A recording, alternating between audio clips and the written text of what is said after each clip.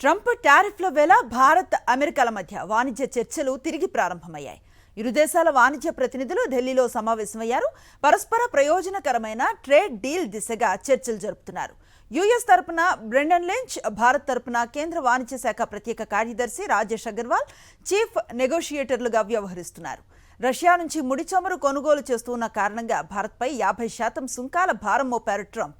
అలాగే డైరీ ఉత్పత్తులు, sea foods కు సంబంధించి కొన్ని అంశాల్లో ఇరు దేశాల మధ్య ఏకాభిప్రాయం కుదరకపోవడంతో భారత్ అమెరికా ట్రేడ్ ట్యాక్స్ లో ప్రతిష్టంభన ఏర్పడింది. ట్రంప్ వెనక్కి తగ్గటం, భారత్తో సత్సంబంధాలు కోరుకుంటున్నట్లుగా వరుస ప్రకటనలు చేసిన క్రమంలో చర్చలు మళ్లీ వేగం పుంజుకున్నాయి.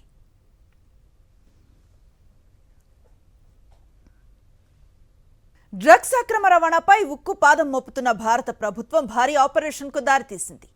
16,000 మంది విదేశీయులను బహిష్కరించడానికి కేంద్ర హోంశాఖ రంగం సిద్ధం చేసింది. భారత్లో ఇటీవల అమల్లోకి వచ్చిన కొత్త ఇమిగ్రేషన్ చట్టాల ప్రకారం ఈ నిర్ణయం తీసుకున్నట్లుగా అధికారిక వర్గాలు వెల్లడించాయి.